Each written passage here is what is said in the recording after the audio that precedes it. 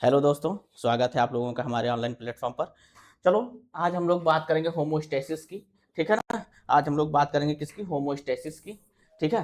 परिभाषा देख लेते हैं। किसी जीव के शरीर द्वारा अपने आंतरिक वातावरण, इंटरनल एनवायरनमेंट को बाहरी वातावरण में होने वाले बदलावों के बावजूद क्या बनाए रखना? स्थिर बनाए रखना। क्या बनाए रखना? स्थिर बनाए रखना, कांस्टेंट बनाए रखने की प्रक्रिया को ही समस्थिति या होमोस्टेसिस कहते हैं। ठीक है ना। अब इसको समझिए आप। अगर हम इसको समझाने की बात आपको करें तो आप ऐसे समझिए कि सपोज करिए बाहर क्या है? गर्मी है। ठीक है ना। या बाहर क्या क्या है? कोल्ड है। ठीक है। चाहे हॉट या कोल्ड कोई भी एनवायरनमेंट हो आपका बाहर का। ठीक है। लेकिन जो हमारे बॉडी का टेम्परेचर है वह 37 डिग्री सेल्सियस या 98.6 फ़ारेनहाइट होता है। तो इसको कांस्टेंट बनाए रखने की जो प्रक्रिया होती है, इसको कांस्टेंट बनाए रखने की जो फिनोमिना होता है, इसी को हम बोलते हैं होमोस्टेसिस बोलते हैं। क्या बोलते हैं? होमोस्टेसिस बोलते हैं या बोलते हैं समस्थिति बोलते हैं। ठीक है ना। The process by which an organism maintain its internal environment constant despite change in the external environment is called homeostasis. ठीक है ना। समझ में आ गई बात? तो हमारी बॉडी में जितनी भी प्रक्रियाएं हो रही हैं, हमारी बॉडी में जितने भी केमिकल रिएक्शंस हो रहे हैं, जो भी चीजें हो रही हैं, हमारी बॉडी का जो टेम्परेचर है उसको मेंटेन बनाए रखना। किस स्थिति में? बाहर की स्थिति चाहे जैसी ही हो। ठीक है। उसके बावजूद भी हम अपने बॉडी के टेम्परेचर को मेंटेन किए रहें। इसी प्रक्रिया को, इसी कार्य को क्या बोलते हैं? समस्थिति बोलते हैं। क्या बोलते हैं? समस्थिति बोलते हैं या होमोस्टेसिस बोलते हैं। ठीक है ना। चलिए आगे देखते हैं। सरल शब्दों में समझे, बाहर चाहे कितनी भी गर्मी हो या ठंडी हो, शरीर के अंदर का तापमान और तरल पदार्थों की सांद्रता को एक निश्चित सीमा में बनाए रखना ही समस्थिति कहलाता है। क्या कहलाता है? समस्थिति कहलाता है। ठीक है ना दोस्तों। In simple word, no matter how hot और cold it is outside, maintaining the internal body temperature and the concentration of the fluid within certain limit is called homeostasis. ठीक है ना। समझ में आ गई बात? जैसा कि आप लोग यहां देख पा रहे होंगे। ठीक है ना। बाहर चाहे जितनी भी ठंडी है या गर्मी है, ठीक है, लेकिन जो इंटरनल बैलेंस है वो हमारा ऑलवेज क्या है? सेम है। ठीक है ना। बाहर चाहे ठंडी हो रही है चाहे गर्मी हो रही है, लेकिन जो हमारा इंटरनल एनवायरमेंट है बॉडी का, the body keep things constant internally. ठीक है ना। तो जो इंटरनल एनवायरमेंट है उसको क्या करना? कांस्टेंट रखना ही क्या कहलाता है? होमोस्टेसिस कहलाता है। क्या कहलाता है? होमोस्टेसिस कहलाता है। क्लियर? चलिए आगे देखते हैं। समस्थिति। ठीक है। समस्थिति क्यों आवश्यक है? अब देखिए, होमोस्टेसिस की जो फिनोमिना है, जो इसकी रिक्वायरमेंट है, ठीक है, किसी भी लिविंग ऑब्जेक्ट के लिए वो क्यों जरूरी है उसके बारे में हम लोग देख लेते हैं। Why is homeostasis important? जीवों के शरीर में होने वाली सभी जैविक रासायनिक क्रियाएं, ठीक है, बायोलॉजिकल रिएक्शंस और एंजाइम की सक्रियता एक निश्चित तापमान और पीएच पर ही अच्छी तरह काम करती है। ठीक है।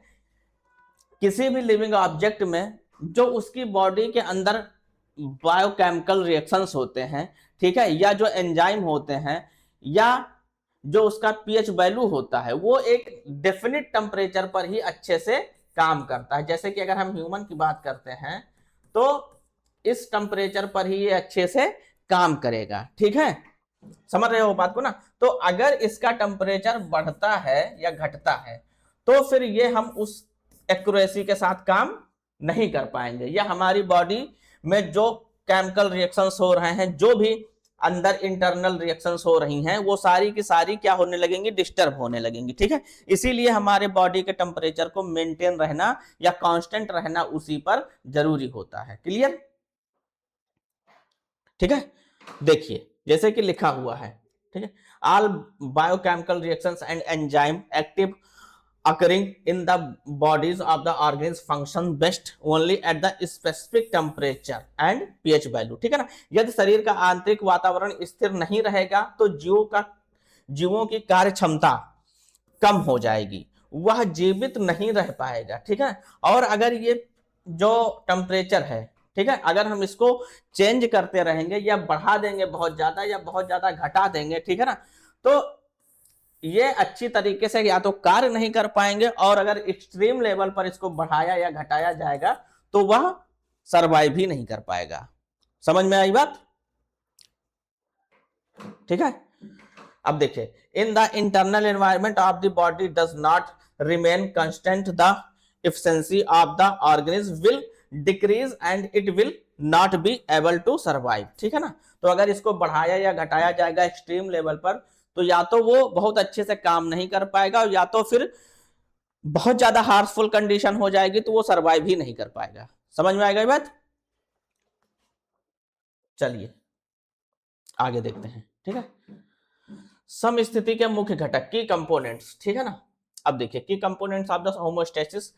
सम स्थिति मुख्य रूप से दो चीजों को नियंत्रण करती है। किसको किसको? मुख्य रूप से किसको किसको नियंत्रित करती है? ताप नियमन को और परासरण नियमन को, मतलब कि थर्मो रेगुलेशन और ऑस्मो रेगुलेशन। ठीक है ना। शरीर के तापमान को स्थिर बनाए रखना, जैसे इंसान में 37 डिग्री सेल्सियस। ठीक है, अभी मैंने आपको समझाया और बताया है। Thermo regulation maintain a constant body temperature. ठीक है, थर्मो रेगुलेशन के थ्रू हम लोग क्या करते हैं? बॉडी के टेम्परेचर को क्या करते हैं? कांस्टेंट रखते हैं, मतलब कि जितनी रिक्वायरमेंट होती है, या अगर ह्यूमन की बॉडी की टेम्परेचर की बात करते हैं तो 37 डिग्री सेल्सियस है, तो 37 डिग्री सेल्सियस ही रहेगा। किस प्रोसेस के द्वारा? Thermo regulation. ठीक है। दूसरा है परासरण नियम, ऑस्मो रेगुलेशन। शरीर के तरल पदार्थों में नमक और पानी की सांद्रता, कंसंट्रेशन को बनाए रखना। ठीक है ना। ऑस्मो रेगुलेशन से क्या होता है कि शरीर के तरल पदार्थों में जो नमक और पानी की सांद्रता है, ठीक है, कंसंट्रेशन है, उसको क्या करना? बनाए रखना, उसको मेंटेन किए रखना। ठीक है ना। Osmo regulation maintaining the concentration of salt and water in the body fluid. ठीक है ना। तो बॉडी फ्लूइड में जो साल्ट एंड वाटर है उसके कंसंट्रेशन को क्या करना? मेंटेन किए रखना। ठीक है। और उस किसके द्वारा? ऑस्मो रेगुलेशन के द्वारा। किसके द्वारा? ऑस्मो रेगुलेशन के द्वारा। ठीक है ना। तो जो मुख्य घटक हैं सम स्थिति के, वो कौन कौन से हैं? पहला है थर्मो रेगुलेशन और दूसरा है ऑस्मो रेगुलेशन। ठीक है। ऑस्मो रेगुलेशन क्या है, थर्मो रेगुलेशन क्या है, ये दोनों चीजें आपको समझ आ गई होंगी। यहां कहीं से किसी भी तरीके से कंफ्यूजन आपको नहीं होगा। ठीक है, समझ में आई बच्चों बात? ठीक। और जिन बच्चों को कंप्लीट बैच ज्वाइन करना है, मैंने पहले भी बताया है, तो वो ऐप पर जाके ज्वाइन कर सकते हैं। ठीक है, क्लासेस आपकी 10 फरवरी से ऐप पर चल रही हैं। और जिन बच्चों को नॉर्सेट का बैच करना है वो भी ज्वाइन कर सकते हैं। 20 फरवरी से ये बैच भी आपका स्टार्ट हो जाएगा। ठीक है। और एक बार सी नेट का बैच फिर से रिवाइज किया जाएगा। कब किया जाएगा? जब आपकी जो बोर्ड पेपर है वो कंप्लीट हो जाएगा, उसके बाद में इस बैच को जो 10 फरवरी से चल रहा है उसको फिर से रिवाइज किया जाएगा उन बच्चों के लिए जो बोर्ड का पेपर दे रहे हैं। अगर वो भी चाहेंगे ज्वाइन करना तो वो भी ज्वाइन कर सकते हैं, और उसके बाद फिर से बैच में जो भी चीजें पढ़ाई जा चुकी है उसको एक बार रिवाइज किया जाएगा, रैपिड रिवीजन होगा और उसके अकॉर्डिंग सारी क्लासेस प्रॉपर चलने लगेंगी। और आपको अच्छे से तैयारी करना है और अपनी एक सीट फिक्स कर लेनी है। कहाँ? सी नेट में, बीएससी नर्सिंग के लिए। ठीक है। और ये जो बैच है, ये जो मटेरियल आपको दिया जा रहा है, जो कंटेंट दिया जा रहा है, पूरी तरीके से बीएससी नर्सिंग को ही ध्यान में रखते हुए आपके लिए ये बनाया गया है और उसी के अकॉर्डिंग ये आपको पढ़ाया भी जा रहा है। ठीक है, चलिए आगे देखते हैं। ठीक, समस्थिति बनाए रखने की विधियां। ठीक है ना। Way to maintain homeostasis. ठीक है ना। जीवों को इस आधार पर दो प्रमुख समूहों में बांटा गया है कि वह सम स्थिति कैसे बनाए रखते हैं। ठीक है ना। Organism are divided into two major groups based on how they maintain homeostasis. ठीक है। पहला क्या है? नियामक, मतलब कि रेगुलेटर्स। ठीक है, क्या है पहला?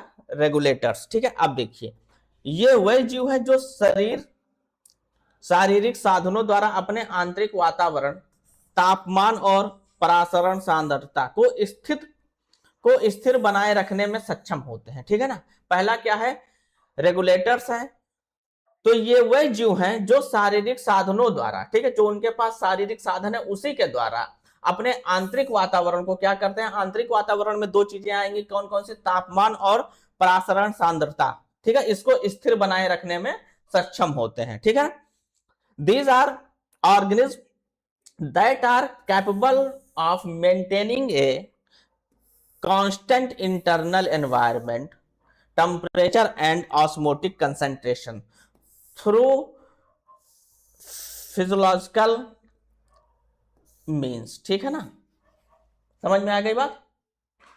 तो ये वह जीव होते हैं जो इनके पास शारीरिक साधन के द्वारा ही ये अपना जो टेम्परेचर होता है या जो परासरण सांद्रता होती है उसको मेंटेन किए रहते हैं, ठीक है। इन्हीं को हम क्या बोलते हैं, रेगुलेटर्स बोलते हैं। क्या बोलते हैं, रेगुलेटर्स बोलते हैं।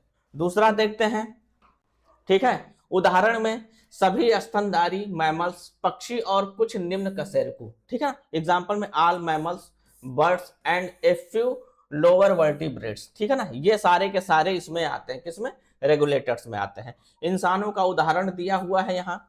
गर्मियों में जब बाहर का तापमान हमारे शरीर के तापमान 37 डिग्री सेल्सियस से अधिक होता है तो हमें क्या आता है, पसीना आता है। जैसा कि हमने प्रीवियस लेक्चर में भी आपको बताया है, पसीने के वाष्पीकरण से शरीर ठंडा हो जाता है, ठीक है। In summer when the outside temperature is high then our body temperature 37 degree Celsius, we sweat the evaporation of the sweat cools the body. Clear. सर्दियों में जब बाहर का तापमान 37 डिग्री सेल्सियस से कम होता है तो हम कांपने लगते हैं, शिवरिंग करने लगते हैं। यह एक प्रकार का व्यायाम है जिससे शरीर में गर्मी पैदा होती है।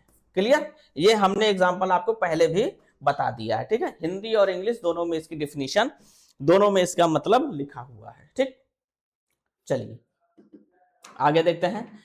अब देखिए कन्फर्म्स, दूसरा जो उदाहरण है, दूसरा जो इसका तरीका है वो क्या है, कन्फर्म है। लगभग 99% जंतु और लगभग सभी पौधे अपने आंतरिक वातावरण को स्थिर नहीं रख पाते हैं, ठीक है। लगभग 99% जंतु और सभी पौधे आंतरिक वातावरण को स्थिर नहीं रख पाते हैं। About 90% of the animals and nearly all plants can not maintain a constant internal environment, ठीक है। तो ये अपने इंटरनल एनवायरनमेंट को क्या करते हैं, कांस्टेंट नहीं रख पाते, ठीक। इनके अंदर वो टेंडेंसी नहीं होती है कि ये बाहर का वातावरण कैसा भी हो लेकिन ये अपने इंटरनल टेम्परेचर को मेंटेन करने में कैपेबल हो, ठीक है। उनके शरीर का तापमान और लवण बाहरी वातावरण के अनुसार बदलती रहती है। Their body temperature and saltiness change according the external environment. उदाहरण के लिए मछलियां उभयचर मतलब एम्फीबियंस एंड सरीसृप रेप्टाइल्स। एग्जांपल में लिखिए fishes, amphibians and the reptiles. Clear. तो ये आपके सारे एग्जांपल हैं, ठीक दोस्तों। तो आज के लिए बस इतना ही, ठीक है। बाकी की बातें हम लोग कल करेंगे। आज का लेक्चर थोड़ा सा शॉर्ट होगा, ठीक है। बाकी चीजें कल डिस्कस की जाएंगी। ऐप पर जैसा कि हमने आपको पहले भी बताया कि रेगुलर क्लासेस सारे सब्जेक्ट की चल रही हैं। जिन बच्चों को एडमिशन लेना है वो वहां पर जाकर एडमिशन ले सकते हैं, ठीक है। तब तक के लिए आप लोग अपना ध्यान रखें, स्वस्थ रहें, मस्त रहें और पढ़ाई करते रहें। धन्यवाद।